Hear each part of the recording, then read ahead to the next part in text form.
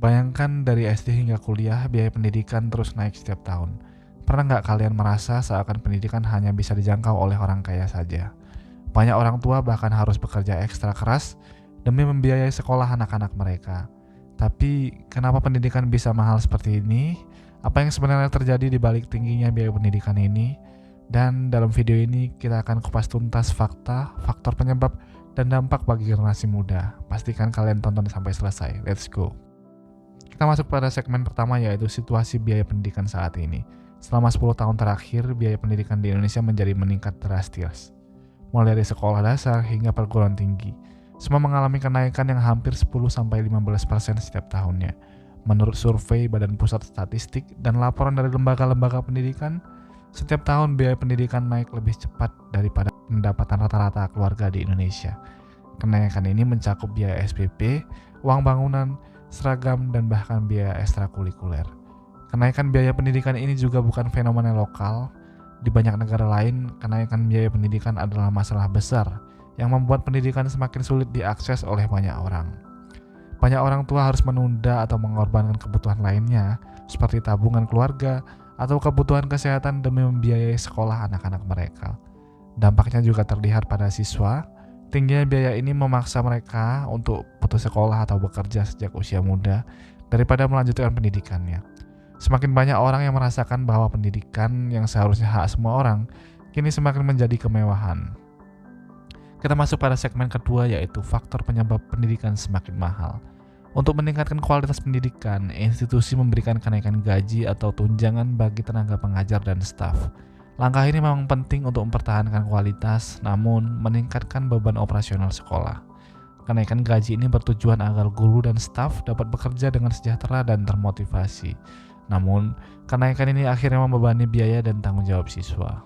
Sekolah kini berlomba-lomba menyediakan fasilitas modern seperti lab komputer, akses internet, dan teknologi canggih lainnya. Tujuannya jelas membantu siswa menguasai keterampilan baru, tetapi semua fasilitas ini memiliki biaya yang tinggi. Contohnya, untuk sekolah yang menggunakan laboratorium sains, perangkat lunak tertentu, atau alat bantu pembelajaran digital, biaya pemeliharaan dan langganan terus meningkat. Biaya operasional sekolah ikut terdorong naik seiring dengan inflasi yang mempengaruhi harga barang, termasuk bahan ajar, alat tulis, dan peralatan sehari-hari. Sebagai contoh, kenaikan harga alat tulis atau seragam akibat inflasi mungkin terlihat sangat kecil, tapi dalam skala besar, hal ini menjadi biaya tambahan yang cukup besar bagi sekolah. Saat ini, banyak institusi pendidikan yang beroperasi layaknya perusahaan. Pendidikan jadi komoditas di mana tujuan utamanya seringkali adalah keuntungan. Hal ini menyebabkan sekolah-sekolah menjadi mahal karena pihak penyelenggara lebih fokus pada keuntungan daripada menyediakan pendidikan terjangkau. Meskipun pemerintah memiliki program subsidi, kenyataannya belum mencakup seluruh biaya pendidikan, terutama pada level pendidikan tinggi. Dana yang terbatas harus terbagi dengan sektor lainnya. Anggaran yang terbatas ini membuat beberapa sekolah atau universitas terpaksa menaikkan biaya demi menutup kebutuhan operasional mereka.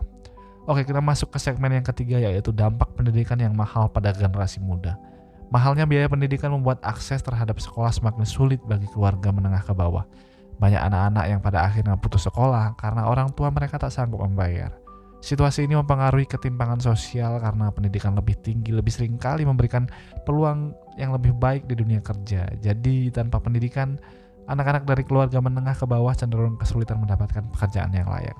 Banyak orang tua terpaksa mengorbankan tabungan atau bahkan berhutang demi biaya pendidikan anaknya. Hal ini tentu berdampak negatif pada stabilitas keuangan keluarga. Kondisi ini juga membuat pendidikan menjadi beban keluarga bagi banyak keluarga, dan orang tua sering harus memilih antara pendidikan atau kebutuhan dasar lainnya. Tingginya biaya pendidikan, khususnya di tingkat universitas, membuat banyak siswa harus memilih jurusan yang dianggap menguntungkan secara finansial daripada jurusan yang mereka sukai.